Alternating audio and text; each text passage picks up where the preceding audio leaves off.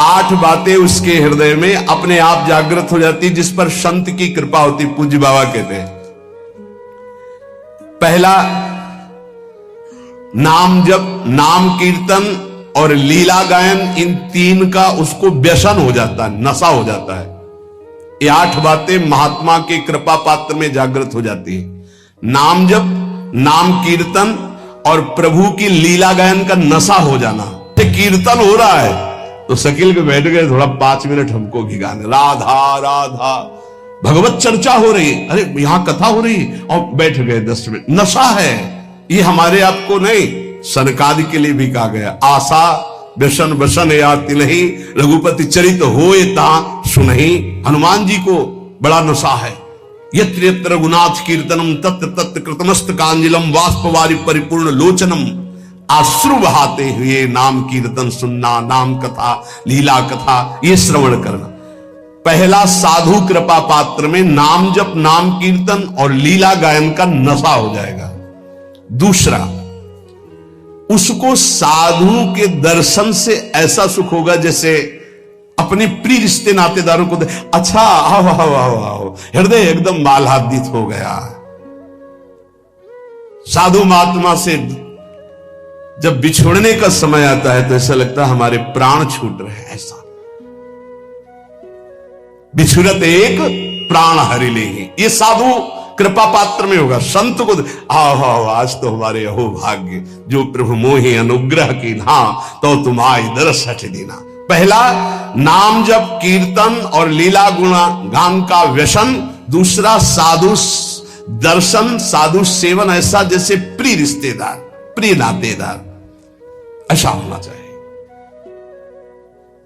कई चरित्रों में पढ़ा है कि भगत की पत्नी जब संतों का मंडल आया तो उनके लिए बहुत ही ऐसे खिचड़ी आदि रूखा सूखा, और जब उनके भाई आए तो खीर पुआ पूरी सब व्यवस्था। जो लाल स्वामी जी के भी चरित्र में ही पढ़ा है, वो अंदर घर में गए, कहा कि बहुत खुशबूदार ये सब भोग पदार्थ बने और संत मंडली में तो खिचड़ी परोसी जा रही। तो उनका वो संत है, ये हमारे भाई हैं आए, मतलब उनके साले। अच्छा, तुम्हारे भाई, और ये हमारे रिश्तेदार हैं, हमारे प्रभु के जन पार्षद हैं। सब खीर पुआ उनको परोसा, खिचड़ी उठा के लाए, उनके भाई को खवाया। ये तुम्हारे रिश्तेदार के लिए, ये हमारे रिश्तेदार के लिए। हरिराम व्यास जी, मलाई गिर गई दूध के साथ उनकी कटोरे में और संतों में दूध परोसा है। हाँ, ये शरीर तुम्हारा पति है ना, इसलिए सभा में ही कह दिया, जाओ मैं आज से तुम्हारा त्याग करता हूं। तुमने हमारे संतों के साथ भेद किया, हमारे आगे मलाई गिरा, क्योंकि शरीर तुम्हारा पति है ना, इसलिए। जबकि ऐसा नहीं, स्वाभाविक ऐसा हुआ था। जब बहुत प्रार्थना की, कई दिन व्यतीत हो गए सेवा से बिलक, तब संतों के बीच में कहा कि ये अपने आभूषण बेच करके संत सेवा करे तो हम स्वीकार करें। संत ऐसे प्रिय लगे जैसे कोई सगा सरेही रिश्ता नाता जिनसे जुड़ा है, उनको देख और खूब उनके प्रति भाव, इस महात्मा की कृपा। तीसरा, सांसारिक चर्चा करने में बिल्कुल अरुचि होना। चौथा, महात्मा का कृपा पात्र कभी किसी की निंदा ना कर सकता है ना सुन सकता है। पांचवा, महात्मा का कृपा पात्र कभी प्रणाम नमस्कार न स्वीकार करता है किसी के, कोई जैसे कर रहा है तो स्वयं स्वीकार नहीं करता, और दूसरों को भरपूर सम्मान देता है। स्वयं अमानी रहकर दूसरों को वो किसी का मान सम्मान स्वीकार नहीं करता और दूसरों को मान सम्मान करता है। छठा, किसी का चित्त दुखे ऐसा संवाद नहीं, किसी का चित्त दुखे ऐसी कोई क्रिया नहीं, और कोई किसी संवाद या क्रिया से उसको दुख पहुंचावे तो उसका चित्त दुखे ऐसी स्थिति नहीं। सातवां, यदि उसको कोई पद या उपाधि दी जाए तो विष्ठा के समान उसको त्याग देगा महात्मा का कृपा पात्र।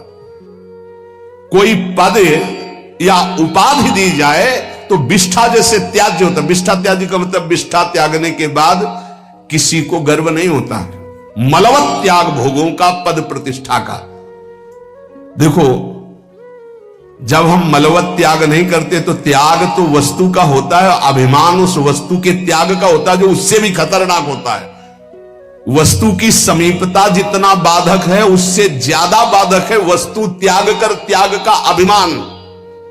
वह किसी के चित्त दुखाने पर कभी दुखी नहीं होता और वो कभी कोई ऐसा संभाषण या व्यवहार नहीं करता और अपनी प्रतिष्ठा को विष्ठा के समान त्याग देता है। भोगों का त्याग, संपत्ति का त्याग जहां बड़े महापुरुषों के प्रति आए तो विषवत त्याग बताया गया है, वमनवत त्याग, वह 3 शब्द बोले गए, वमन के समान और मल के समान। इनमें सबसे ज्यादा श्रेष्ठ मल के समान है। उसका ध्यान ही नहीं है, कोई उसको ऐसे उसका स्मरण ही नहीं। मलवत त्याग मतलब उस त्याग की स्मृति भी नहीं रह गई, उसे त्याग कहते हैं। यह महात्मा की कृपा पात्र को होगी को प्रतिष्ठा को, संपत्ति को, मान को विषवत त्याग करना, वमनवत त्याग करना, मलवत त्याग करना। इसकी पहचान के 8 बातें महात्मा की कृपा पात्र में आ चुकी हैं। कह रहे उसका मन एकाग्र होगा, किसी भी नवीन विषय भोग की इच्छा नहीं होगी, नेत्र निर्विषय होकर अनासक्त होकर विचरण करेंगे। देखा लाखों को, छवि एक की नहीं, देखा पूरी बाजार, इच्छा एक भी नहीं। नेत्र उसके निर्विषय हो जाएंगे। लाखों छवि देखने पर, लाखों मूर्ति देखने पर, लाखों प्रकार के विषय भोगों को देखने पर उसके हृदय में ना इच्छा होगी ना झांकी होगी। एकांत में जाकर किसी व्यक्ति का चिंतन नहीं होगा। जिसका मन एकाग्र है, नवीन विषय भोग की इच्छा नहीं है, नेत्रों में किसी की आकृति नहीं, कोई विषय की झलक नहीं, पूरी बाजार घूमे आवे, पूरे लाखों लोगों से मिल ले, वो महात्मा का कृपा पात्र भगवान प्राप्त करने के योग्य हो चुका है। ये 8 बातें पुनः सुन लीजिए कृपा करके। पहला, नाम जप, नाम कीर्तन, भगवत लीला गुणानुवाद, क्या व्यसन, नशा। कीर्तन हो रहा है, दौड़कर बैठ गए, हम भी 10 मिनट गाएंगे। नाम जप के लिए हर समय उत्साहित रहो कि जैसे गरीब आदमी 1-1 मिनट मेहनत करके धन कमाता है, ऐसे तुम नाम कमाओ। भगवत लीला गुणानुवाद में श्रवणेन्द्रिय को, जिनके श्रवण समुद्र समाना, कथा तुम्हारी सुभग सरिनाना, भरे निरंतर होई न पूरे, ऐसे। दूसरा, साधु महात्मा प्राण प्रिय लगे। तीसरा, संसारिक चर्चा बिल्कुल विषवत लगे, नहीं सुननी, नहीं करनी। जब उस मार्ग में नहीं जाना तो मुझे चर्चा क्या करनी। तीसरा, संसारिक चर्चा नहीं। और चौथा, कभी किसी की निंदा ना करनी है और ना सुननी है। पांचवा, स्वयं अमानी रहकर सबको मान प्रदान करना है, कभी अपने को मान सम्मान के विष का पान ना करावे। छठवां, किसी का चित्त दुखाए ना, दूसरे के चित्त दुखाने वाली कोई क्रिया ना करे और दूसरे के द्वारा चित्त दुखाने वाली बात और क्रिया होने पर अपने चित्त को दुखित ना होने दे। सातवां, अपनी प्रतिष्ठा को विष्ठावत त्याग दे। कोई भी उपाधि, कोई भी पद प्रतिष्ठा भगवत प्राप्ति के बाद जो हरि करे, पहले कोई स्वीकार न करे। उपाधि नहीं तो उपद्रव हो जाएगा। 8वां, सदा सच्चरित्र होकर जीवन व्यतीत करना। काशी में जज स्वामी नाम के एक बड़े सिद्ध महात्मा थे, जब रहते थे तो एक संत भगवान आए थे, उनका चलो आपको ब्रह्मबोध संपन्न महापुरुष के दर्शन कराते हैं। तो शायद मुमुक्ष भवन ऐसा नाम था जहां सन्यासी जन रहते थे, वहां गए। तो स्वामी जी एकदम वयोवृद्ध, अस्थिमात्र हुए रहे शरीरा, नजदीक गए तो जैसे एक उन्माद अवस्था को प्राप्त होते हैं वैसी स्थिति थी। अचानक जब स्वामी जी ओम नमो नारायण है, अचानक ऐसी दृष्टि हुई और बस इतनी जोर से हाथ पकड़ा और अंग्रेजी में उन्होंने कहा, हमें अंग्रेजी तो याद नहीं है, पर उसका भाव था, वो गुड करेक्टर ऐसे कुछ बोल रहे थे कि जिसका चरित्र पावन है वही सब कुछ है, और अगर चरित्रहीन है, चरित्रता चली गई तो कुछ नहीं रहा। इसलिए जीवन में करेक्टर गुड रखना है। मतलब हम तो हिंदी में बोल रहे, वो अंग्रेजी से बोल रहे, तो जो संत ले गए थे वो ट्रांसलेटर, हाँ हमको वो ये भी अंग्रेजी कहना, इसलिए रुक गए। वो उसका भाषा हिंदी की करके वो हमें बता रहे थे कि वो तो ये 8वां है, सर्वदा पावन चरित्र रखना। कोई हमसे त्रुटि, कोई ऐसी गलती है उसका सुधार किया जाए। बहुत जन्मों से हम लोग फिसलते रहे, अब इसका सुधार कर ले। ये सत्संग केवल भगवत प्राप्ति के लिए होता है। ये सत्संग केवल समस्त संत महापुरुष और भगवान की वाणियों को मिलकर होता है। जो तुम एक शास्त्र में ढूंढोगे वो तुम्हें ढूंढी ढूंढाई वस्तु मिल रही। ना तुम्हें दूध खोज करना है, ना दही खोज करना है, ना मथना है, ना माखन करना, सीधे घी मिल रहा है भैया। अगर अब पुष्ट ना हुए तो भगवान जाने। बड़े बड़े महापुरुषों के पावन सूत्र, पावन चरित्र, पावन सिद्धांत आपको मिल रहे। आप कृपा करके, अपने ऊपर कृपा करके, हमारे ऊपर कृपा करके, हमारे भगवान के ऊपर कृपा करके। कैसे? भगवान के ऊपर कृपा। भगवान ये गीता हमारे लिए बोले हैं, अगर हम स्वीकार करेंगे तो मानो भगवान कहते कृपा कर रहे हो हमारे ऊपर, जो हमारी बात मान रहे हो। जैसे छोटा बच्चा दूध पी लेना तो माँ कहती बहुत अच्छा, मानो माँ के ऊपर कृपा कर दिया। नहीं तो माँ चिंतित रहती। गुरु के ऊपर कृपा कर दिया यदि आपने बात मान ली, क्योंकि गुरु निश्चिंत हो जाएंगे। आप भगवत प्राप्त हो गए, आप भगवान को मिल गए। ये हमारी निश्चिंतता, हमारे प्रभु की निश्चिंतता। और आपके ऊपर गुरु कृपा भरपूर, हरि कृपा भरपूर, लेकिन आपकी कृपा में कंजूसी है। आपके ऊपर आपकी कृपा यदि आपके ऊपर हो जाए तो सब बात बन जाए। आप अपने ऊपर कृपा करें और जो सुन रहे हैं वैसा आचरण कर ले, यही है अपने ऊपर कृपा।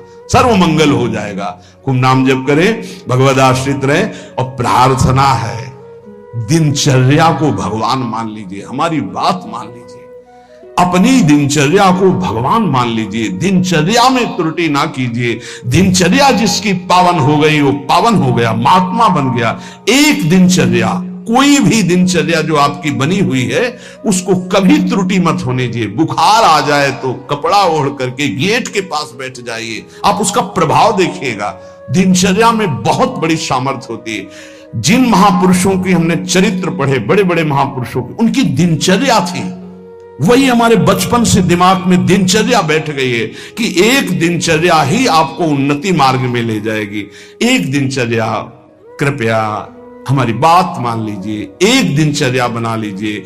आपकी दिनचर्या की त्रुटि वो आपके लिए बहुत हानिकारक होगी, प्रमाद स्थिति हो। अन्य समय आप कार्य कीजिए जो आपके और कार्य हैं, दिनचर्या में आपकी त्रुटि नहीं होनी चाहिए। आज के सत्संग का जो आपने श्रवण किया उसका मनन करो और अपने आचरण में उतारो, और इसी जन्म में प्रिया प्रीतम की प्राप्ति की योग्यता हमारे अंदर आ जाए। प्रिया प्रीतम मिले ना मिले, हर समय उनको पुकार कर रो रहे हैं यार, ये तो आ जाए। उनसे मिलने के लिए तड़पना तो आ जाए, उनकी याद में डूबना तो आ जाए। वो आ जाएगा। अगर उनको ना बुलाना होता, ना ये देना होता तो हमको क्यों ये सानिध्य देते।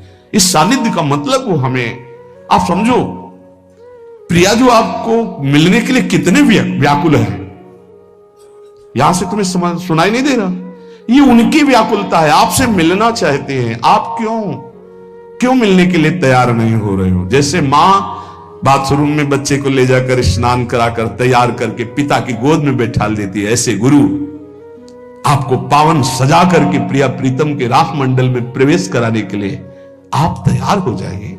जैसे छोटा बच्चा ना बाथरूम की, वो कहता है मुझे खेलना है, वो थप्पड़ मारेंगे, चल पहले। ऐसी कुछ दशा है। ऐसे घसीटो कि ये जो पवित्र आचरण है आपको निर्मल करेंगे, और आप उन मलिन खेलों को खेलना चाहते हैं। ये छोटी मंजिल नहीं भगवत प्राप्ति। संपूर्ण द्वैत से विस्मरण प्राप्त करना है। विस्मृत्य द्वैत मात्रम प्रणयमय महाज्योतिरेकावर्णवांत, संपूर्ण सृष्टि का विस्मरण करके तब एक स्थिति आती है, एको ब्रह्मद्वितीयो नास्ति। पहले सब कुछ भूलना है। इसलिए कहा गया निरंतर भजन, सातु दीर्घ काल निरंतर सत्कार सेवितो दृढ़ भूमि। राधा राधा राधा राधा राधा राधा राधा राधा राधा राधा राधा, क्या जा रहा है, हर कार्य कर रहे, राधा राधा स्मरण कर रहे। उपासक कितना बड़ा कार्य करना है, विस्मृत्य द्वैत मात्रम, संपूर्ण विश्व का विस्मरण। अब संपूर्ण विश्व में आपको क्या संपूर्ण विश्व का स्मरण है? बिल्कुल नहीं है। आपका उन्हीं का स्मरण जिनका संबंध है। नहीं, आप क्या जानते हो उत्तर प्रदेश में कितने लोग वास करते हैं? आपकी स्मृति में है क्या? कौन कौन कहां कहां कैसा? आपका कोई मतलब नहीं है। उत्तर प्रदेश में आपका रिश्तेदार कौन है अभी याद आ जाएगा। आपकी स्मृति वही है जहां आपने संबंध फैलाया है। करना क्या है? सब संबंध के धागे प्रिया प्रीतम में समेट देने हैं। सबकी ममता ताग बटोरी, विस्मृत हो जाएगा। पूरा संसार तो विस्मृत है, कुछ स्मृत है केवल अपना शरीर, शरीर के संबंधी भोग और शरीर संबंधी रिश्ते नातेदार, बस इतना है अपना स्मरण, पूरा संसार में नहीं। कहीं भी प्रांत का प्रांत नष्ट हो जाए आपको कोई भारी दुख नहीं होगा, लेकिन अपने घर की एक ईंट खसक जाए तो परेशानी आ जाएगी, क्योंकि ममता अपने घर में उस प्रांत में नहीं है। यहां लिखा है विस्मत, पूरे विश्व का विस्मरण, तो पूरा विश्व तो विस्मृत है ही है। कुछ हिस्सा है जो तुम्हें मिटाना है, नहीं तो अपने आप सब मिटा हुआ है। क्या स्मरण पूरे विश्व का? पता ही नहीं तुम्हें पूरे विश्व में है क्या क्या। पूरे विश्व का थोड़ी पता है। कुछ भूमि ऐसी है जिसमें कुछ देश बसे हुए हैं, इससे कई गुना बड़ी भूमि है जिसमें कोई नहीं रहता है, वहां केवल देवता और सिद्ध जा सकते हैं। तो आप पूरा विश्व थोड़ी जानते हैं। इन जितने देश बसे उनमें सब देश नहीं जानते आप। छोड़ो, अपना भारत देश पूरा नहीं जानते आप। 140 करोड़ जनता है, किसको जानते हो आप? कितने को जानते हो? भारत के किसी एक प्रदेश के किसी एक शहर में या गांव में एक कोने में तुम्हारा घर है, उस घर में किसी एक कमरे में एक कोने में तुम्हारी सैया है, तुम हो क्या? ऐसे पूरे ब्रह्मांडों का एक फल समझ लो। ऐसे अनंत ब्रह्मांड जिसके एक रोमकूप में वास करते हैं, उन भगवान के सेवक हैं। ब्रह्मांड निकाया निर्मित माया रोम रोम प्रतिवेद कहे, दिखरावा माते तेन अद्भुत रूप प्रचंड, रोम रोम प्रति लागे कोटि कोटि ब्रह्मांड, कोटि कोटि करोड़ करोड़ ब्रह्मांड जिनके करो। इस पूरे ब्रह्मांड में एक ये मृत्यु लोक में भारत देश में एक प्रदेश में, एक जिला में, एक कस्बा में, एक गांव में एक छोटा सा घर, उस घर में एक कोने में सैया, तुम हो क्या? क्या हो? जैसे गूलर के फल में देखो कितने भुनगे निकलते हैं, ऐसे गूलर के फल की तरह भगवान के विराट रूप में एक रोमकूप में करोड़ों ब्रह्मांड वास करते हैं। तुम्हारा विस्मरण करने का ज्यादा मेहनत नहीं पड़ेगी। तुम इतने त्रिकालज्ञ नहीं हो कि पूरे भारत को जानते हो या विश्व को। तुम्हारे स्मरण में केवल वही विषय है जो भोगे हो, वही व्यक्ति है जिनसे संबंध बनाए हो। तो इन सबकी ममता ताग बटोरी, मम पद मन बांध बर डोरी। कह रहे विस्मृत अद्वैत मात्रम, यह है भगवत प्राप्ति का मार्ग। अब छोड़ो, बिल्कुल सरल मार्ग, छोटा मार्ग, एकमात्र अपने गुरुदेव का स्मरण। ध्यान मूलम गुरु मूर्ति, पूजा मूलम गुरु पदम, मंत्र मूलम गुरु वाक्यम, मोक्ष मूलम गुरु कृपा। या संपूर्ण विश्व का विस्मरण और आराध्य देव का स्मरण, और इसको कराने की सामर्थ्य एकमात्र गुरुदेव के चरणों में होती है। अगर ध्यान मूलम गुरु मूर्ति, पूजा मूलम गुरु पदम, मंत्र मूलम गुरु वाक्यम, तो मोक्ष मूलम गुरु कृपा, गुरु कृपा से सब सुलभ हो। एक जगह पकड़ लो, उठते बैठते चलते फिरते अपने गुरुदेव की आज्ञा के अनुसार चल रहे हैं, उनका चिंतन कर रहे हैं। प्रगट में गुरुदेव विराजमान है, फिर कोई साधन में त्रुटि या फिर कोई अशांति सवाल नहीं उठ सकता। मानो परमानंद में प्रभु के साथ चल रहा हूं। सच्ची कहता हूं, गुरुदेव का मतलब है प्रिय प्रीतम मिलित रूप विराजमान। साक्षात हमारे प्रिय प्रीतम गुरुदेव के रूप में विराजमान।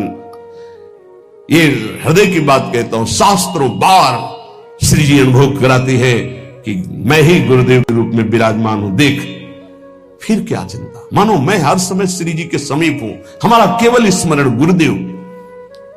तो द्विधासन से आदि जितनी दुविधा जितना संशय है, ये संसार के चिंतन में है, भगवान या गुरुदेव के चिंतन में नहीं है।